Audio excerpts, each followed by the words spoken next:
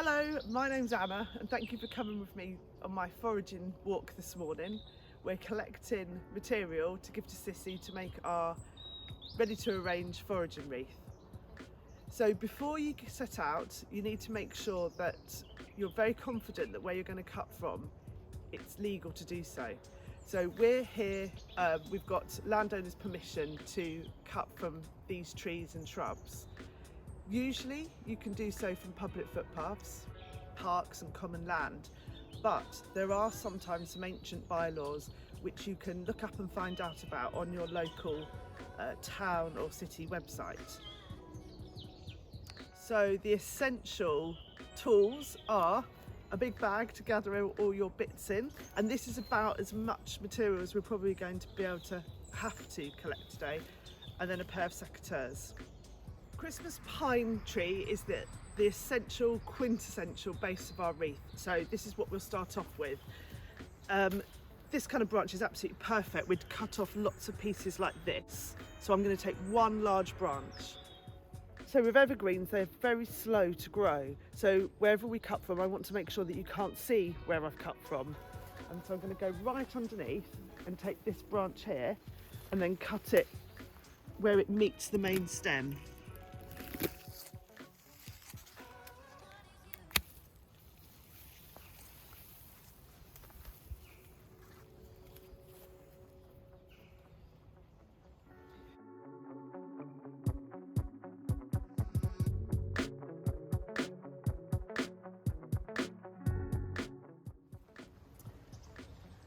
Ivy is a really traditional winter foraged item. We've got to be particularly careful with ivy because it's one of the best materials, plant materials for insects to hibernate and to seek food in the winter. There's lots of seed, so be really responsible when you're foraging for it.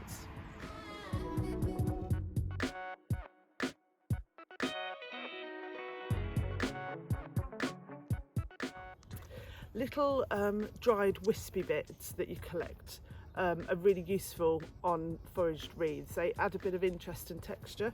So this is Panic and Frosted Explosion, which we grow for bouquets and arrangements, but it's like a little fibre optic in Christmas wreaths, which we love.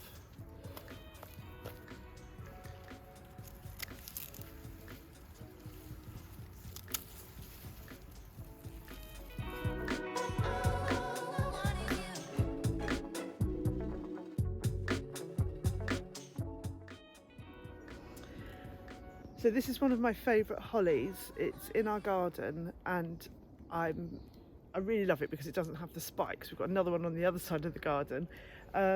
It grows very slowly, so before I start I'm going to have a really good look at it and make sure that whatever branch I take doesn't affect the shape of the plants and allows it to grow well so I can cut again in future. So all of these are going to leave quite big holes and show the fence. So I'm going to go for this one here. It's coming out a long way. I'm going to trace back the branch all the way back to the stem.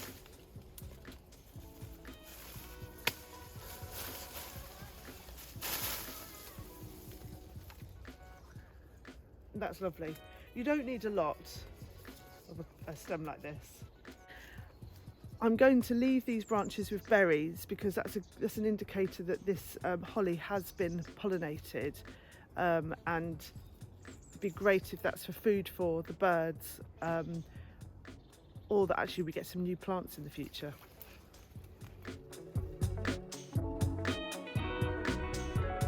So that one's got berries all over, hasn't it? Wow, we've got loads of berries this year. Right, and then this is the spiky one. Obviously looks much better in the wreath, but it's horrible to cut. I'm going to go in as deep as I can.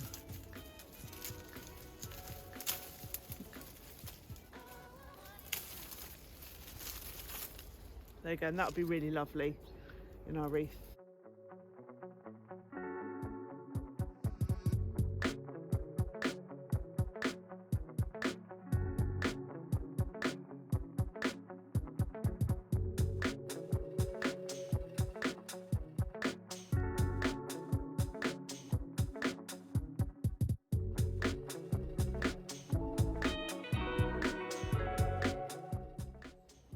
So there you go, there's my basket of goodies for Sissy to make into a wreath. She's got a few more bits from her own garden and from her own foraging in the studio.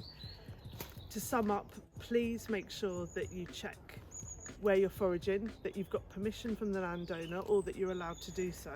Always make sure that you forage responsibly and that there's plenty left for other people and for wildlife, and just the plant to just keep renewing itself. Cut deep into the plant too, so you can't see you've been.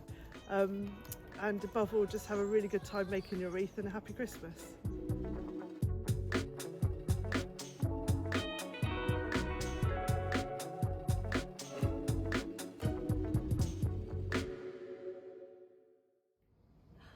Hi, so I'm Sissy and I'm going to show you how to take all your foraged material and turn it into a really beautiful Christmas wreath. So, I'm going to open the box.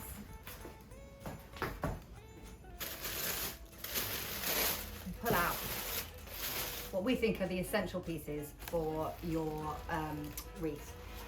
In here we've got our moss, and we've also got a foraging guide which has all the handy tips and tricks and advice for what kind of things you should be cutting, which hopefully you've already read.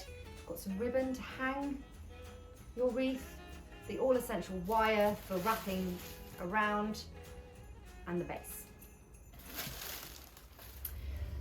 So before you start, I would really recommend that you put like a newspaper down on your table or a tablecloth or something, and probably best not to do it on a carpeted, in a carpeted room, because you're going to want to be able to sweep up pretty easy afterwards.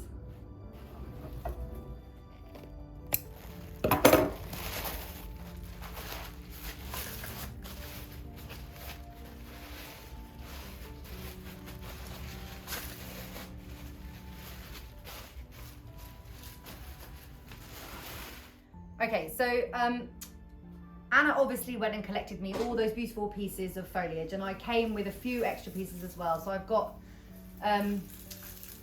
some really lovely bits that I foraged over the months as I've been going on walks, much to my husband's outrage. So I've got just a nice piece of bracken that's just dried, and some poppy seed heads that were growing in my garden. And also I've cut a bit of yew and this lovely variegated holly, in addition to what Anna had cut for me. But our first step is to actually prepare our wreath base for making the wreath, and we're going to do that by using this moss. So the moss is there because it retains the moisture, and it will just help the all of your foliage stay really nice and hydrated throughout the month of December. So to begin, take the end of your wire and you find a point on your wreath ring, any point, it doesn't matter too much, and you're just going to fasten off, just secure the wire to the base of the to the wreath base, and it's just a case of twisting it onto itself like that. And then we're just going to take clumps of the moss, it is quite messy, and we're just going to lay that onto the wreath base, so you've got this slightly domed shape, and then it's simply a case of just winding the moss on top of it. And you can be quite rough, you know, it doesn't have to be really, really tightly secure at this stage. It just needs to not be falling off.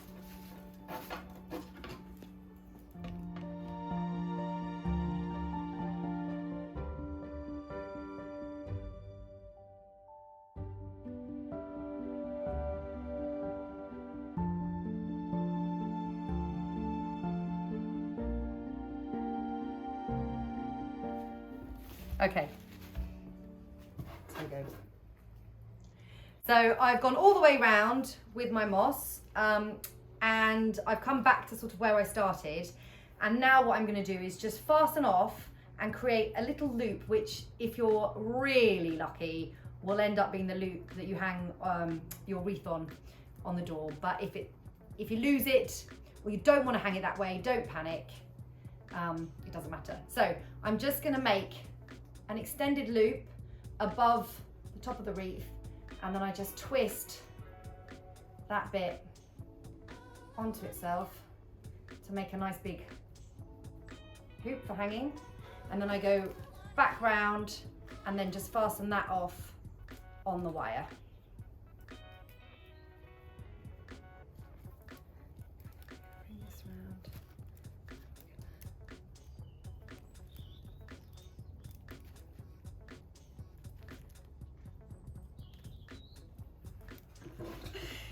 I'm going to say this now, I'm going to say this once, I'll probably say it again, but do not cut the wire until you're done.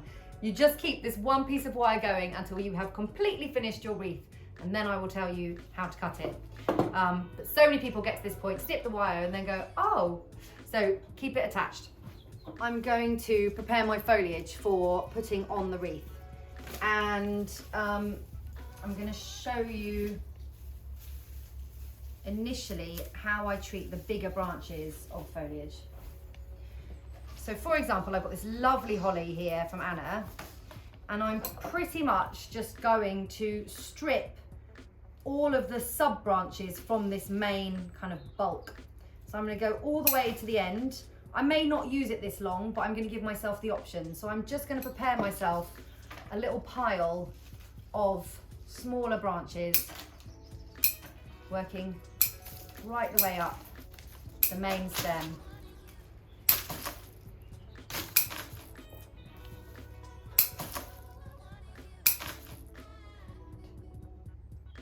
I might even, because that's quite a short piece, to give myself options, I'm just gonna cut that there, and then I'll decide later at what length I want it to be. I'm gonna do the same with this pine fir. Pine tree. What is it? So again, looking down the main trunk, as it were, I'm going to just try and snip sort of these sub branches.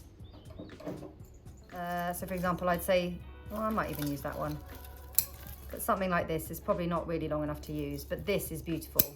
You get this really lovely curve on it, nice size.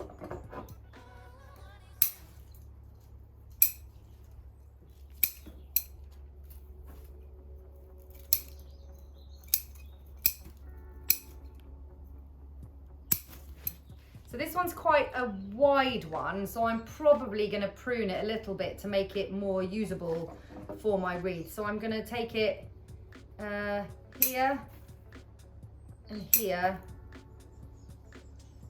So when I lay it on my wreath, I've still got some movement here, but it's not going to go too much into the inner circle.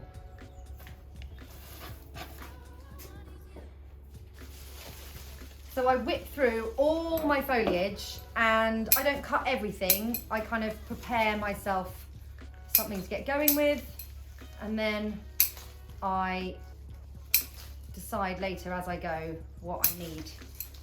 Okay, so what I think I'm going to do is my main base, as it were, is going to be the pine, and then I'm just going to use the other details sort of as I go around. And they never know what they're going to be. I never know what they're going to be when I start. I just kind of go with it, and hopefully it will turn into something lovely. So to begin, I tend to take maybe 2 or 3 bits of foliage, and I kind of put them into a small posy. So I gather them together like that, 1, 2, 3, and I lay them on the wreath where I want them to be positioned, with some, you know, a nice bit hanging over the edge here, and really trying my hardest not to let things fall into the middle of the ring. And then I take my wire and I just wrap the wire over their stems. Twice, just to make sure that they're nice and secure. Okay.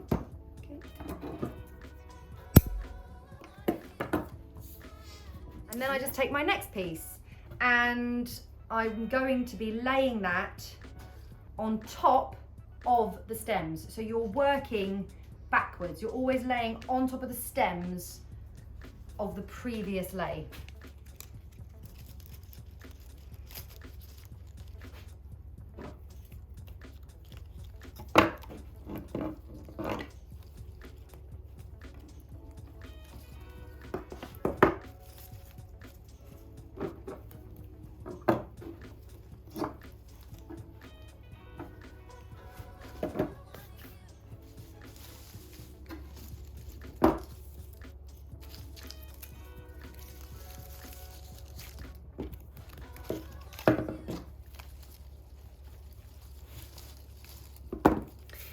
Now, in addition to the greenery, I also really like to add in the kind of interesting elements as I work. A lot of people will kind of do your green base in one go, and then they add the sort of details like your cones or your teasels or what have you. I don't really like to work like that. I think you get a more naturalistic, slightly wild look to your wreath if you're actually just incorporating them as you go. So for example, I'll take this length and I treat it as I would any other piece of foliage and simply lay it in and just wrap it around. And I quite like clustering my details together.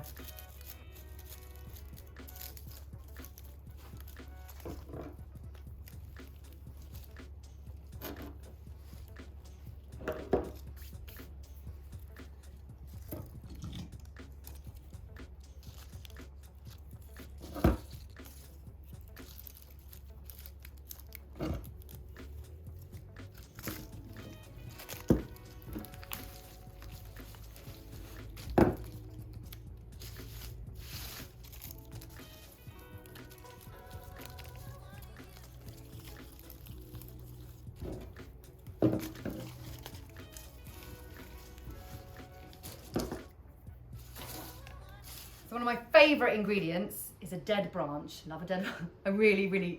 I'm being serious. So I often just find these when I'm out for walks, the things that have blown down in storms. But this has got this really lovely lichen texture all over it. And will just add a really interesting sort of element to the wreath.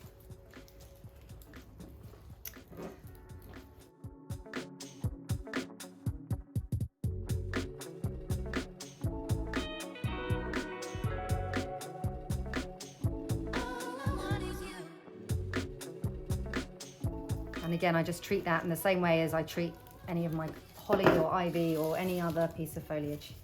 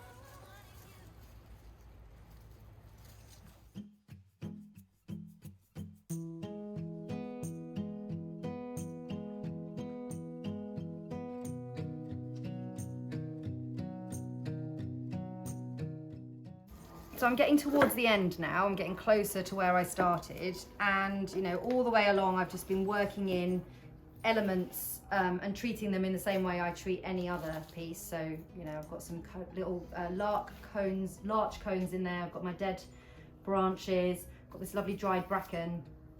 And now I'm starting here, you can see I'm starting to come to my starting point. So I'll keep working all the way around and then have to lift the original foliage and we'll just start tucking the stems under.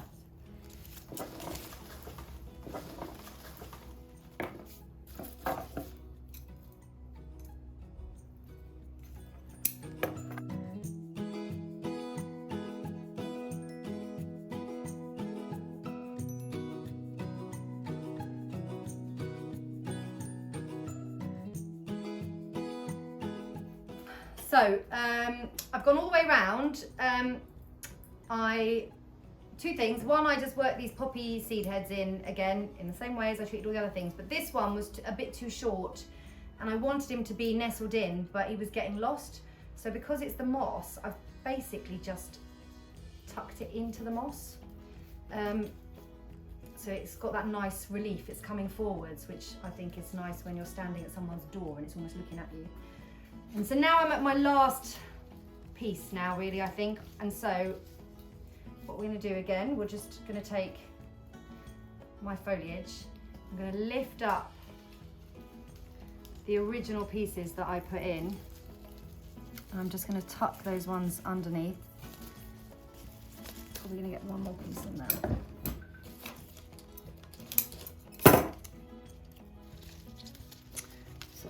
just tucking them up to make sure that, you know, everything is, all the stems are covered, all the gaps are filled in. And then taking that last wind of the wire, and I'm just going to wrap it around those stems, kind of weaving my way through so I'm not trapping anything under the wire. Bring it round and then just twist those two together to fasten off.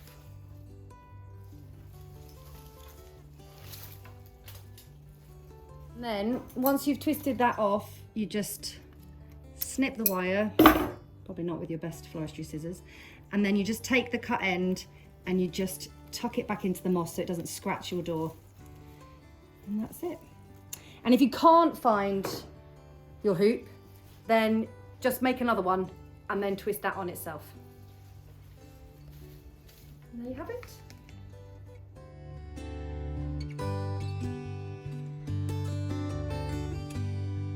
And then the last thing we're going to show you is how to hang it, either using your ribbon or using your ribbon as a decorative element. So you can either just hang it using your hook onto a nail or a hook in the door, or if you don't have a hook in your door, then the other thing you can do is use your ribbon. So I take my ribbon and I pass it through the hook, one side,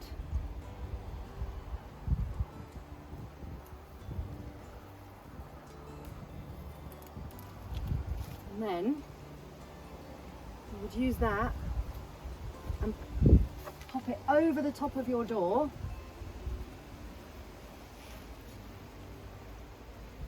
and then sneaky tip, I get a drawing pin and I tack it into the very, very top of the door, and that way the door can still close and no one can see that you've actually put a nail in the door, and that will then hang your wreath that way.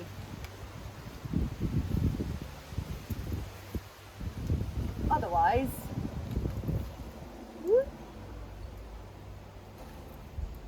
I'm going to use this ribbon in a decorative way.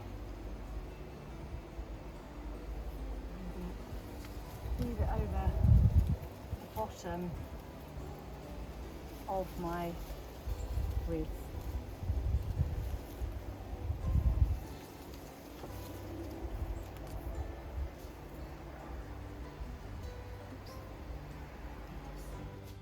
So there we go. Hopefully you are now feeling confident enough to go off and forage all your materials and use them to create your own wreath for your front door. And we would love to see them, so please do share them with us and hashtag My Standard Friday and My Standard Christmas. And yeah, happy Christmas.